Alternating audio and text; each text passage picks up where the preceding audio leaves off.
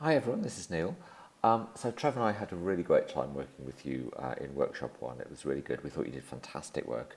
And what we want to do in this short video for you is just go through again some of the main concepts we looked at that workshop by way of revision or by way of an introduction for anyone who wasn't able to be there.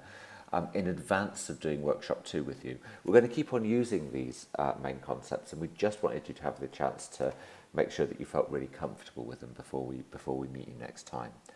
So just as a brief reminder, orientation to the work that we're doing together with you this year and next year is, first of all, your task clearly is to develop your leadership capacity.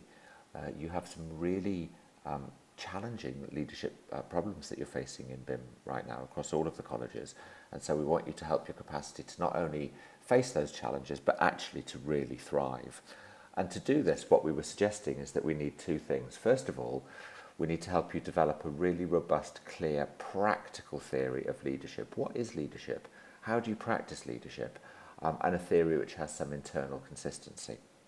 And secondly, we think that a framework of leadership needs to do two things. First of all, it needs to help you analyse the complex challenges that you have, diagnose them, figure out what's really going on, and that's going to be the main focus of workshop 2. And then also the theory needs to give you ways of being able to act upon those challenges in a way which is most likely to be successful. Now, you know that the work that Trevor and I do is very much influenced by the leadership work of Ron Heifetz, because we find his theory the most compelling one that we've worked with. And so it's very important to be clear what we mean when we're using this word leadership. And there's this very nice quote from Ron where he says, I define leadership as an activity, not a set of personality characteristics. So what I'm interested in is developing people's capacity to perform a particular activity. And I call this activity leadership. And here comes the definition that we're using with you. And the activity of leadership I define as the mobilization of the resources of a people or an organization to make progress on the difficult problems they face. If you're not mobilizing people or resources, you're not leading. Leaders need followers. Leadership is something that you cannot do by yourself. When I hear people saying, oh, I lead myself, I think, no, you've misunderstood fundamentally what leadership is. If no one's following you, if you're not attracting any resources, you're not actually engaged in leadership. If you're doing the work by yourself, you might be doing something really useful, you might be cracking on with solving problems, but you're not engaged in the act of leadership.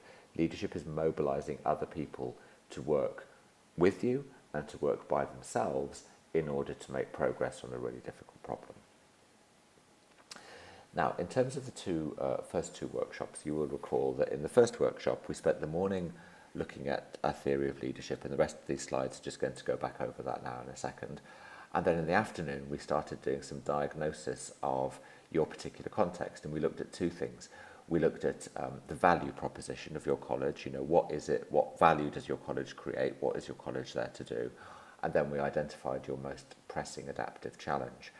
Now, we'd really like you, please, to, as a team, revisit that before we work with you in workshop 2, because we've got a really busy day in workshop 2. There's an awful lot to crack through, and we don't want to revisit your value proposition or your most pressing adaptive challenge during the workshop, because there really won't be time to do that and do everything else that we want to do as well. So what we're going to ask you to do as a team is revisit that for yourselves before we see you. Make sure, are you really happy that you've got the value proposition as you want it to be? And most importantly, to come into the room knowing exactly which adaptive challenge you're going to work on with us for the day, because that's what we're going to be doing on the day. So in workshop 2, these red arrows, we're going to spend the morning looking at diagnosing your challenge and the afternoon thinking about what kind of forms of leadership action you can get into in order to work on that challenge once you've diagnosed it. And that's going to be workshop 2. You'll be able to then hopefully diagnose other challenges by yourselves using a similar process, but we're going to walk you through it in some detail in workshop 2 so that you get really familiar with it. And at the centre of all of this, we're constantly asking ourselves the question, what capacity do you need to develop in order to do this work of leadership effectively? And it's both what capacity do you need to develop as a team and what capacity do you need to develop as individuals, so that we can use the situations you find yourself in and the challenges you're facing actually as the way in which you're going to learn. So rather than just learning a bunch of random stuff, which may or may not come in useful, we're going to really focus on okay, what is it that you need to learn right now that's going to help you with these challenges, so that the learning will actually arise out of the situation in which you find yourself. So just to run through the 4 key concepts that we used together, we talked about moving between dance floor and balcony. We talked about developing an effective holding environment. We talked about learning to differentiate between technical problems and adaptive challenges. And we talked about needing to differentiate between authority and leadership. So, if you recall, we had this idea of moving between the balcony and the dance floor. And we said that most dancers spend all their time on the dance floor. They're moved by the music, they're jostled by the other dancers around them, and they're completely absorbed in the flow. Now that is really when you're doing the work. That's the reality of being stuck in daily life, getting all the work done. But occasionally what we need to do is we need to step up from the dance floor in our role of leadership so that we can actually see from the balcony what's going on. We can see, where is their movement? Where are things stuck? Who's in the room? Who's left the room? Who's in the middle of the action? Who's standing on the edges? Who's working with who? Who's avoiding who? So there's an awful lot that you can see from the dance floor. And part of the work of leadership is being able to move between being on the dance floor doing the work and then just stepping back up and reflecting and looking ahead and seeing what's going on. The other thing we said, which is really important, is that when you're on the dance floor, or when you're on the balcony rather, you actually need to be able to see yourself on the dance floor. It's no good just being able to see everybody else. You also need to be able to see yourself. Where am I on the dance floor? What am I doing? Am I in the right place? Am I doing the right things? Am I contributing to the flow? Am I blocking the flow? So there's that dual thing of you're trying to see everything that's going on and you're trying to understand where you are in relationship to all of that. So one of the first questions we need to ask ourselves when we're exercising leadership is, when do I most usefully need to be on the dance floor? When do I most usefully need to be on the balcony? And what are the ways in which I'm going to help myself move between one and the other?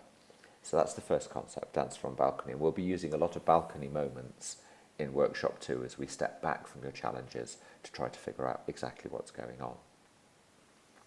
The second thing we've talked about was this idea of needing to create a holding environment, needing to keep everything inside the line so that the work can be done. And as you know, sometimes the work of leadership can be incredibly challenging and stretching. So you need to think first of all about what's the holding environment within the CMT, but then you need to think about how you then create a holding environment for the whole of your college. Start with thinking about the environment within CMT and then move on to thinking about the environment for the college. And to create a holding environment, you need what are called vertical bonds and you need horizontal bonds. So the vertical bonds, which are the ways in which we create this environment so that people can work with each other successfully, these are the structural and formal things. It's what structures you have, who reports to who, how you organise your meetings, how you use deadlines, what the reporting lines are, all of that formal structural stuff that just enables people to know where they are and enables the work to progress and flow smoothly. The other kind of bonds are horizontal bonds, and these aren't structural things. These are really to do with relationships between people. So how you feel about each other, the sense of loyalty, do you like each other, do you have a shared sense of common purpose, do you feel like you're a tribe or a team, do you trust each other? These kinds of horizontal bonds and the things that you do to encourage the horizontal bonds. Do you go out for a drink? Do you go out for a meal? Do you go out bowling? Do you celebrate people's birthdays? Do you celebrate success? Do you say well done to people? Those kinds of things actually create the really hopefully positive atmosphere in the team. And the whole of the holding environment depends on the strength of both the vertical bonds and the horizontal bonds together. And when we got you drawing your holding environments, some of you noticed that you were much stronger on the horizontal bonds than on the vertical bonds, or sometimes the other way around. And that's really useful because then you can see, well, mindfully, what can we build in order to make this holding environment stronger and more effective for getting the work done. The other big thing that we looked at was the difference between technical problems and adaptive challenges, and it's really important to know the difference between them because the work of leadership is the work of making progress on adaptive challenges specifically. So we said, well, there are different types of issue and they differ in terms of what we know about the problem and what we know about the solution. So in a technical problem, the problem is already well known and understood, and the solution is well known and understood. We gave the example of flying a plane from New York to London. It's not like it's an easy thing to do necessarily, but there absolutely is a playbook. We understand what the problem is, the solution is known, and you can get an expert or an authority figure to come and do it for you, or just to come and tell you what to do. So that's another aspect of a technical problem. There is an authority out there, a trainer, a consultant, an expert, whatever, who can come in and just tell you what to do, and you will get your problem solved. There are mixed problems where the problem is known and the solution requires learning. They sort of lie in between. But what we're really interested in are adaptive challenges. So for an adaptive challenge, actually, the nature of the problem isn't quite clear yet. We're going to have to diagnose the problem and learn about it to figure out really what's going on and why it's going on. So, a great adaptive issue for BIM at the moment is, why aren't we recruiting as well as we used to recruit? Why are we losing so many students as we go along? That's an adaptive problem. Now, lots of people have ideas about that, but having an idea or an insight about that is absolutely not the same as having properly, thoroughly and rigorously diagnosed the problem. And as I say, we're going to look at ways of diagnosing problems or diagnosing challenges when we meet you for workshop 2. Given that the problem isn't fully known and requires diagnosis and learning, the same thing is also true for whatever solution we come up with. That's going to require learning. And actually, technical problems have solutions. Adaptive challenges don't really have solutions. They have experiments that you will undertake with the intention of making progress. Because in very complicated situations, there isn't going to be an obvious solution. There are going to be a variety of different solutions that people will advocate for. So effectively, those really become experiments. And we're going to talk to you about how do you design really smart experiments and how do you learn from them so that you're constantly trying to make progress on your challenge. Our definition of success as a leader is, are you making progress on your challenge? You may not crack it. It may take a couple of years because it could be a really complicated situation. But if you're making progress and it's measurable and you know that you're making progress, and each experiment generates learning, and the learning from that experiment means that your next experiment could be more effective and make better progress, then yes, you're being a really effective leader. So adaptive challenges tend to have some common characteristics. And the first is they really involve people. Adaptive challenges are about, well, we have a certain sort of DNA in our organisation with our people, the values that we have, the attitudes we hold, the behaviours we demonstrate, the ways in which we think about things, the ways in which we do things. That's sort of like the DNA of the organisation, and it builds over time. And it will have built because there was a time when the way in which everyone goes about doing things now was exactly what was needed. Today's technical problems were yesterday's adaptive challenges, which you've figured out how to resolve. But as time goes on and things change and the context changes and the organisation grows, the ways in which things have been done in the past, sometimes in specific ways, stop working or stop being as effective. That's when you've then got an adaptive challenge, because something is going to have to change in the DNA. We talk about as DNA has to evolve over time so that organisms can thrive, 3 things happen. First of all, most of the DNA is kept, some of the DNA is thrown away or lost or got rid of, and some of the DNA changes and evolves. And it's very much the same for an organisation facing an adaptive challenge. You have to figure out, what are we going to keep out of what we've been doing, out of our values and attitudes and behaviours, because it's precious to us, and we need to keep this because this is very definitional of who we are and we need it for our ongoing success.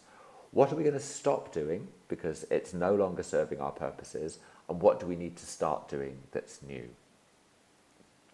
So this is about experimentation. Unlike with a technical problem, there is no tried and tested playbook. But because you're trying to bring a lot of people around with you, and everybody, with a major challenge, let's say student recruitment and retention, actually in different ways, that's a challenge that's going to involve every single person in the building, right? So there are a lot of different people involved in this challenge, and they will have different stakes in the challenge. So what often happens with an adaptive challenge, and one of the reasons why it's challenging to work with, is it'll often surface conflicts in values, between the stakeholders. What your tutors want, what your students want, what your administrators want, what your recruitment team wants. They're going to be wanting different things in relationship to this issue about recruiting and retaining students. So you have to be able to understand everyone's different positions, navigate between them, and help them find common ground where the things that they think they would clash over, you can help them find ways of working on them together. Very often for adaptive challenges, some kind of loss will be experienced simply because some of the old ways in which we did things or the ways in which we used to do things do get discarded. And they only get discarded because we're trying to take the organisation forward so that it will carry on thriving.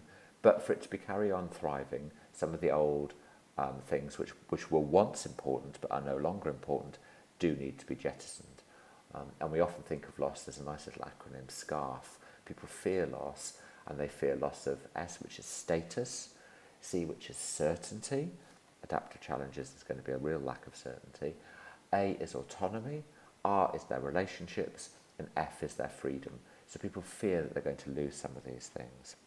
And of course, if you ask people to discard old practices, genuinely that does lead to loss, and that's often where the resistance will come up. If people are resisting the changes that you're wanting to make, or they just think that you're heading in the wrong direction, or you're ruining this organisation that we used to love and now you've changed it and now you've made it dreadful. So we're going to talk about how you navigate some of these very turbulent waters. So this makes it important, which is the fourth thing, and then we'll just bring back the thing about technical and adaptive in a second. We need to understand the difference between authority and the leadership. So authority, which can be formal or informal, it can come from your role and position, but it can come from, just the fact that people come to you because they trust you or they think you've got knowledge. Authority provides three things. It provides direction. The authority figure will tell people where we're going. It provides protection because the authority figure will say, okay, as long as you do this, it's all going to be fine. And it provides order and structure. Authority is what deals with technical problems. The person who comes in and tells you what to do, says, don't panic, I know this looks difficult, but this is how to do it, we've done it before, this will work. They're providing you with direction, protection and order. The role of leadership is something very different. Leadership isn't about a role or a position, it's about a process, it's about an activity. It's much more concerned with the action that you're taking than the position. Anyone actually can lead without authority from any position within the organisation if they're the person saying, hey guys, there's an issue here and we really need to work on it, and if they're able to attract people's attention to work with them on it. So the most junior person in the organisation can actually lead very effectively, and sometimes it's actually part of the job of the senior management team to identify who is already leading effectively within this organisation, not from positions of authority and power, and how can we protect them to enable them to carry on doing that. But particularly, leadership is really a collective responsibility. There are three views on leadership, I guess, or who is leader. One is the sort of the pyramid view. You look at the organisational chart, it's shaped like a pyramid, and there's the one person at the top.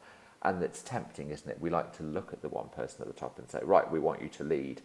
Generally, that person isn't a leader. Actually, they're an authority figure. Or we have the myth of the sort of the lone heroic leader. Charles Lindbergh, who believed it was possible to fly across the Atlantic and no one else did, and so he goes off by himself and goes and achieves this amazing thing. So we have kind of the lone hero leader. Actually, we're suggesting if leadership is an activity, it's best carried out by a whole group of people who can support each other in that activity. And initially, we're talking about you in your senior management team, all working on leadership together, collectively, taking collective responsibility, not looking to the college principal or the head of education or whoever to be the person doing the leadership. No, you're all doing it together, and it's a different model of collective leadership, collective responsibility, much more likely to achieve the changes and the progress and the thriving that you're looking for. So in brief, we're saying leadership is an activity. It's a kind of work to be done, and it's about mobilising people to achieve progress on adaptive challenges. And when people talk about leadership, they're often a little bit disoriented, and they often confuse it with inputs. They talk about leaders. Right? That would be the input, your personal characteristics, your abilities, your experience. People talk about born leaders. We don't buy into that, actually. Those are inputs. Those are things that might help you in the act of leadership, personal characteristics that might help you in the act of leadership, personal characteristics that, by the way, can absolutely be developed, but they're personal characteristics. They're not leadership per se. And the other thing, which isn't leadership per se, are some of the tools that you might use in the course of exercising leadership. And when people talk about leadership, they often talk about power or authority, or the ability to have people pay attention to you and buy into what you're saying. And of course, it's very important to be able to use these tools when you're exercising leadership. And again, they are tools that we can absolutely help you develop. But they're the tools, they're not actually the leadership activity itself. So finally, just bringing all of this together, looking at technical problems and adaptive challenges and expanding on that initial table that we had. So in a technical problem, as we know, the problem is known and understood, the solution is known and understood. This is in the area of authority. And really the person who does the work is the authority, because they come in, they solve the problem, they just tell you what to do. We'll skip through mixed problems. You can have a little look at that for yourselves. And with an adaptive challenge, it's very different. The problem needs to be diagnosed, so you require to learn about it in order to diagnose, understand it. What's really going on? Why is that? The solution is going to be iterative. It will be a series of experiments which are all aiming to make progress, so that requires learning as well. Working on this and getting people to come along with you to make progress is absolutely the field of leadership. And who does the work? Well, actually, the stakeholders, everyone involved in the adaptive challenge is responsible for doing the work, because it's a challenge which is about people and their values and their behaviours and their attitudes and the ways in which they think, and no one can do it for them. You're asking them to adapt and change how they've been working in order that they can carry on thriving, because the way in which they've been working now no longer enables them to thrive and be successful. So everybody is involved. So we hope that's been a useful run through of some of those main ideas. And don't worry, it's not a test. You're not meant to memorize any of this stuff or kind of feel like you know it, or that you could trot out the definition. What's going to be important is we'll just keep on using these concepts together every time we work together as part of what we're doing, and the concepts will just then become part of the way in which you do things, and they'll become your new normal when you're thinking about leadership. We're really looking forward to seeing you next time. We hope everything's going well for you right now, and until then, take care.